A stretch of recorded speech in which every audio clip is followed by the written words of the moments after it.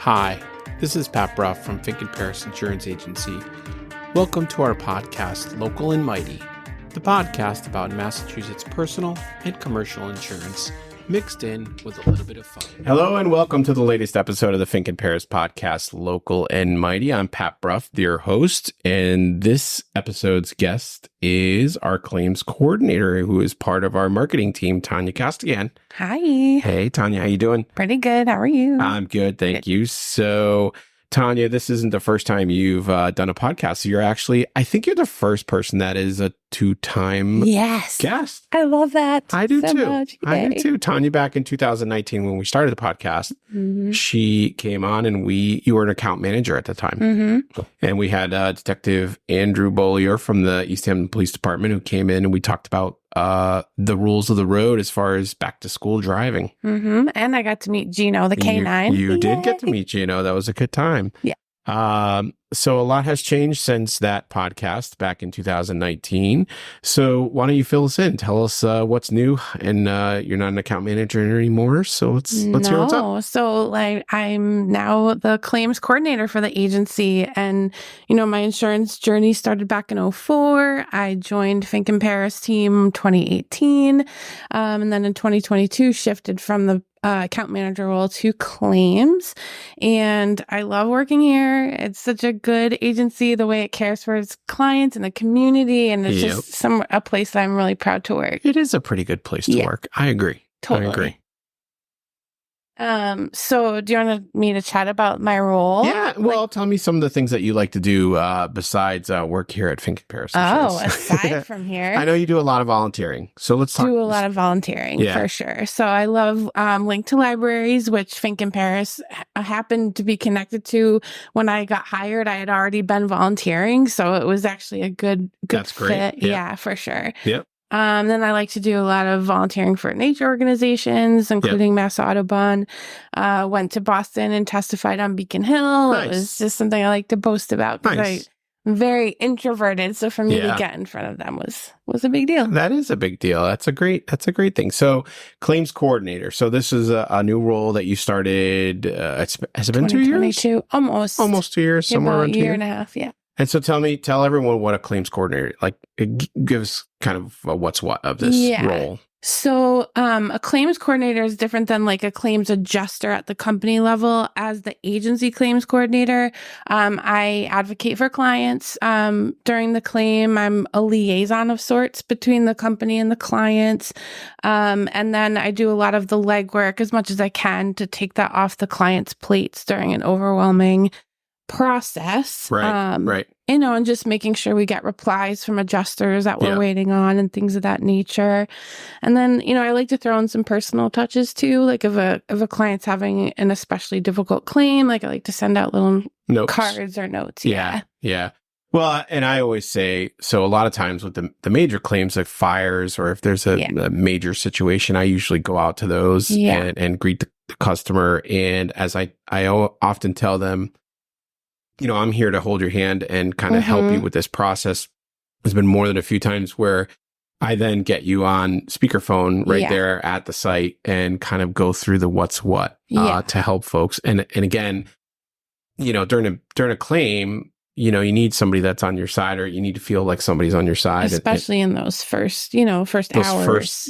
First day. I tell everyone, every claim that I've been out to, fire in particular, or water damage, everything Tanya and I tell you in the next, 2 hours of this terrible time period, you might forget. You were going to forget. Yeah. None of this is going to make any sense. But we have you to then reach out to them the next day to really kind of pick up the pieces and run in with them. Yeah, exactly. Yeah. And we pride ourselves on that. We, a lot of other places, or even the big national places, like you're just calling a number somewhere and they're helpful enough. And even after hours, you're calling our carriers and they're helpful enough. But when you have somebody that's here locally and can see you and come out to your site, then it's a good thing. So yeah, for sure. And we've had a claims coordinator for years. I mean, we've had this has always been an important position. And so we've had this position in the agency for years and years and years. Yeah, so we love continue being in the role for sure. Well, that's great. So we're not here to talk entirely about claims, not today anyway, but this episode is about side gigs that have grown in popularity since COVID, and actually really before COVID. But yeah. I mean, definitely things were out there before COVID, but COVID gave a lot of these things a boost. Yeah. And that is using your car for everything from driving folks around to and from wherever they want to go, to delivering McDonald's to my kids at midnight. Yes, exactly. Yes. The old 12:30, 1 o'clock. Why is there somebody at the door? Oh, I'm just getting McDonald's, Dad. No big deal. So we're going to talk about your personal auto policy and how it works when you're using your car for things like DoorDash, Uber, or Instacart, or it turns out you found like a whole bunch of other things. Yeah, there are a lot. And there are some that are not even on this list. But in this area, what seems to be popular, DoorDash, Lyft, Instacart, Uber, Grubhub, but then even Amazon, UPS, USPS, and FedEx allow you to use your own vehicles. It's crazy. It's crazy. I have definitely had an Amazon delivery at like 5:30 in the morning from a car that was like random. Yeah, exactly. It's kind of crazy. It's gotten bizarre. So one of the things we want to make sure is make sure that people understand what's happening, right? Mm-hmm. And what's happening with your insurance policy, right? Yeah, exactly. Yeah, because the last thing somebody wants to find out is, oh, that's not covered. Right.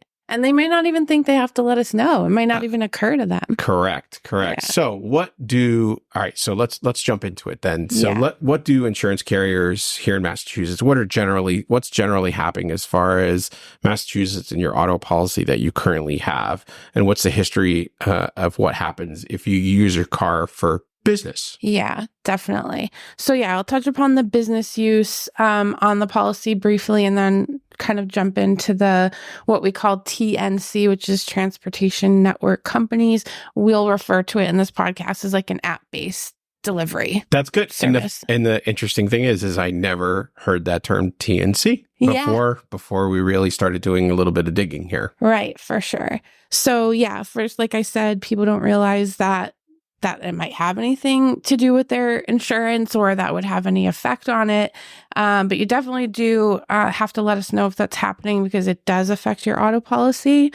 So if you're picking up side gigs, like DoorDash, for example, let us know. But we'll touch upon the business use. So for example, if you're a home health aide and you're using your vehicle to visit client homes or bring them to appointments, that is something that would fall under the Class 30 business use rating on your policy. Okay. When it comes to when you're a contractor for any of these app-based delivery companies, that is something that the insurance companies are very particular about. Okay. It's a different risk. Right. It Right. involves a lot more. Right. And again, so the difference is like you said, you're a home, you work for somebody, Right. you work for, Visiting angels, visiting it, or whatever something. that case is. So they have their insurance Mhm. but you're using your car. Right. Right. And so you should let us know. Right. And we'll change it to Class 30 business use. An even better or an easier example that people often, don't realize is like delivering food. Yeah. So I'll let you keep going. Yeah. and delivering food. I don't want to get us off track. Yeah, we won't get off track. Okay. So basically, what happens is when you're driving for these app-based delivery services, there are nuances in the policy. So, there are coverages that your insurance company will cover you when you're not even on the app. As soon as you open that app, things change. Okay. So it will depend on whether or not your insurance carrier offers an endorsement. And right now we only have 2 companies that we have out of our 9+ carriers. Safety and Mopfre are the 2 carriers that offer the TNC endorsement. Okay. And it will give some coverage while you have the app open, waiting for a job. So you haven't accepted it. You just simply have it open and waiting to accept a job. So if your insurance company that you have is not mob for your safety and you don't have that endorsement on your policy, then the app-based delivery services offer some coverage for that period. And then once you accept a job, that endorsement shuts off, and now the coverage hops over to that app-based delivery coverage that they provide. Okay, so there's a big difference, and I think we're going to clear it up a little bit here in a minute. But I just wanted to make sure we're on the same page. So the difference between this, meaning using driving for Uber or Lyft or whatever it may be, and driving for, say, Village Pizza, delivering pizzas is two different things. Exactly. So you would be an employee of Village Pizza. Okay. Great pizza, by the way. Exactly. I know, they're so good. Yes. So you'd be their employee and you would be using your car, and some carriers are okay with you doing that on your personal policy. Again, they might request that business use to be on your policy. Right. Which most people, well, I shouldn't say most people, we're in the insurance business, so we know what it is. Right. And so that class 30 adds some coverage for you using the vehicle. Yeah, it lets the insurance company know that, okay, in addition to me using my vehicle for personal reasons, I do use it for my employment. Okay. All right. So, and then it really comes down to making sure that we're aware. I mean, every application that people, and actually I'm going to back up for a second here. So there's you as the person driving your car that has to have some type of insurance for using your car for business. And then there's the business owner that's having people use their vehicle. This is more on the commercial side and not necessarily the reason you maybe have jumped in to listen to this. But if you're an employer, so Village Pizza hires a couple of drivers to make deliveries of their products, and those cars are out driving around delivering the food. And if they're in an accident, typically what'll happen is, they say this all the time, they're going to say, what were you doing? Like, how'd you got, where were you? If it's a bad accident or the other person gets a lawyer, which, usually happens, or even the other carrier is like, hey, what was this person doing? They're going to find out that you were delivering for Village Pizza. And so in a lawyer's eyes, no offense, lawyers, but there's what you have for your personal auto coverage and your limits. And then there's a business. Oh, this is a business. They must have way more insurance and way more money. So this is who we're going to sue as well, because they were working as an agent for you. Right. So that's called the business should always carry what's called non-owned and hired coverage. This is basically coverage for them from a liability standpoint. This isn't going to cover your damage to your car or whatever you did, but it's from a liability standpoint, going to protect the business owner. Yeah. So if you are one of those folks that are hiring people to deliver food for you, then you should definitely talk to your insurance agent and let them know that you're doing that. So I wanted to throw that in there. And again, every application now, for when you come in for a personal auto policy, they ask the question, what are you doing? Are you doing any of these type of things? Yeah. And for sure, we try to do that when we write a policy or if someone's getting a new vehicle. But I mean, life changes and, maybe you weren't doing that when we asked, but now maybe you are, maybe your kid is. We need to know about that, because if we don't know if something happens, that your insurance company can deny the claim. Right. And that's the worst possible scenario that you want to have. Exactly. So let's say I call you, and then, what's the difference? I mean, I think you've already mentioned there's only two carriers realistically that have the coverage, that offer the coverage. Right. And when we say offer the coverage, we mean, so there was class 30, which again means you're just you're driving for a company that you're hired by.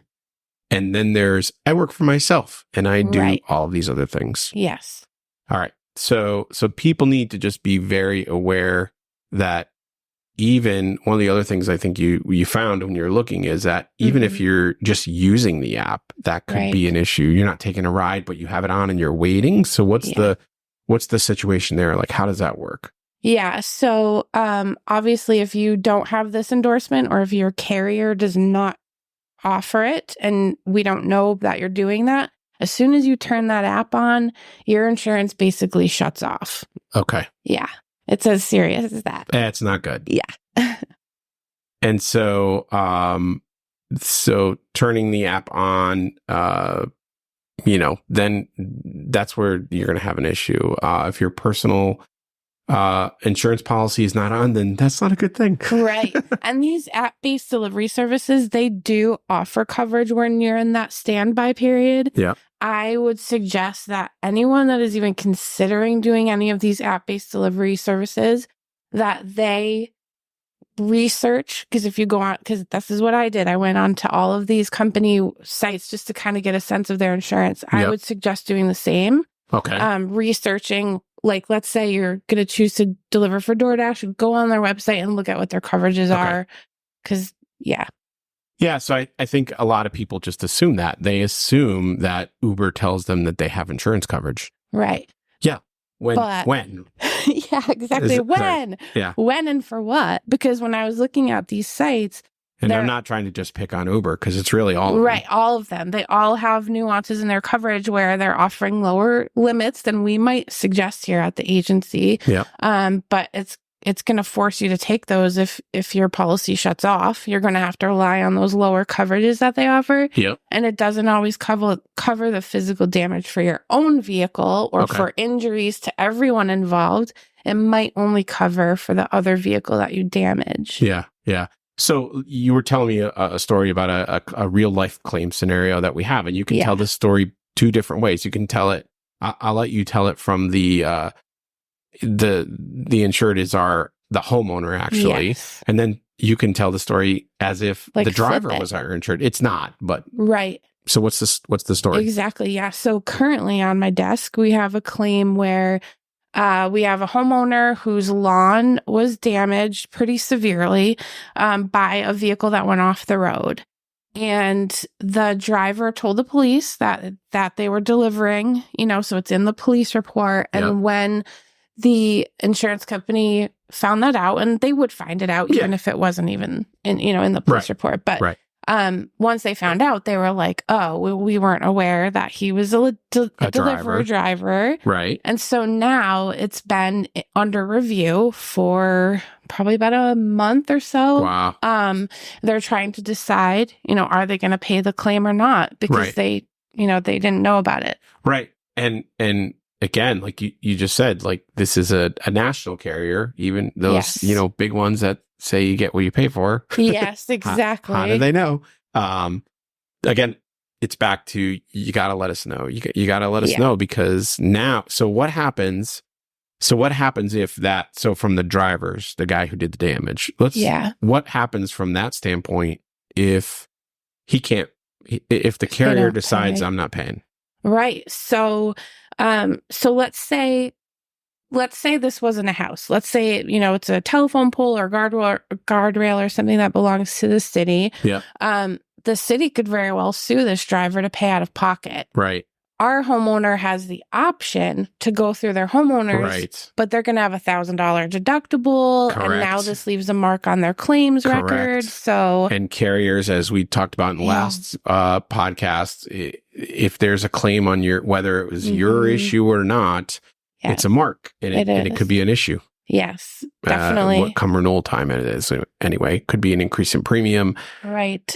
All of those things. So it's, again, it's just very important. And so to kind of recap, the most important thing is to let us know, everyone, things happen, like you said, things happen, things change. I don't, you decide one day, hey, I'm going to do Instacart. You know what? I can go, I'm going to the store anyway. Maybe I'll just pick up these things and I'll, be able to pay for half of my purchases that day. And so I'm going to do it. But it's really important that you let us know. And I half joked with you as we were talking about this. I think there are a lot of kids. I know at least 1 or 2 kids that are doing this with the car that's from their parents. Yeah. It's their parents' cars, and the parents may not even know. I know. So if you are a parent, or if you're letting somebody borrow your car on a regular basis, and they're like, "Hey, I need to borrow your car because I'm doing this," hopefully they're telling you, first of all,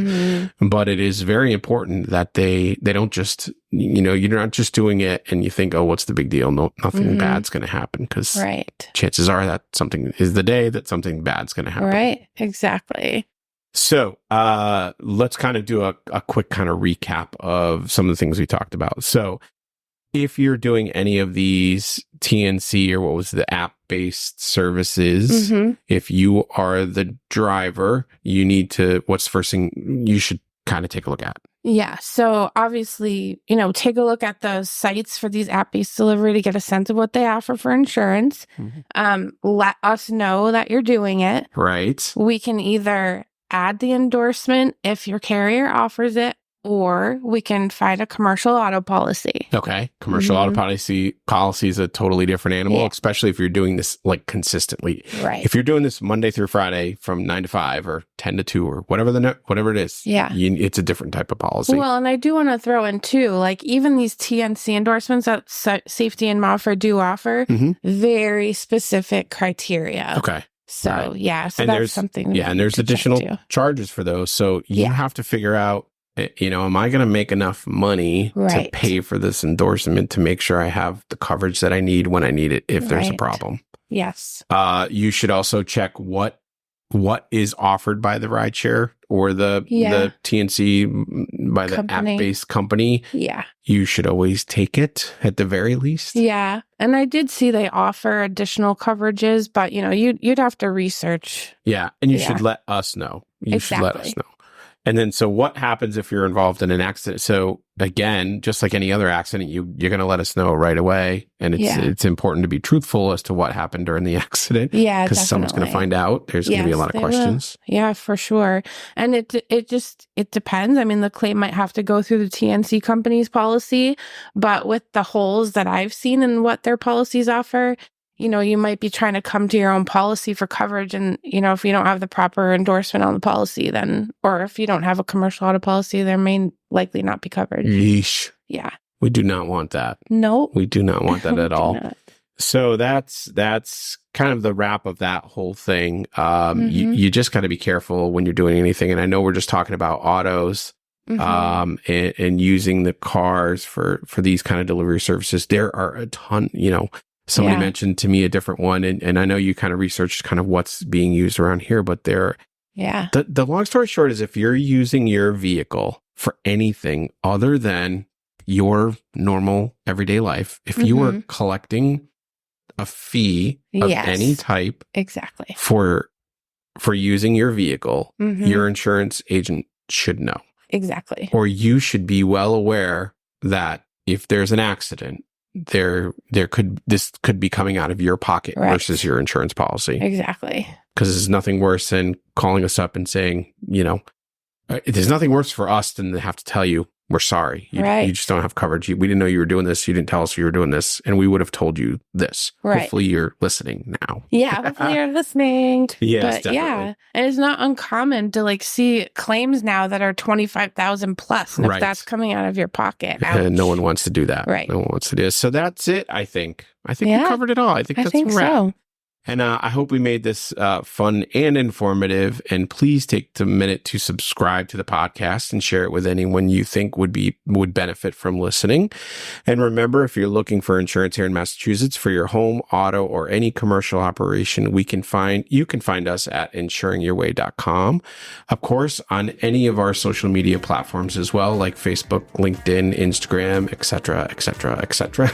Yeah, exactly. I think we're sticking with those for now, but thank you again for listening to the Fink and Paris podcast, local and mighty. Have a great day. Bye. Bye.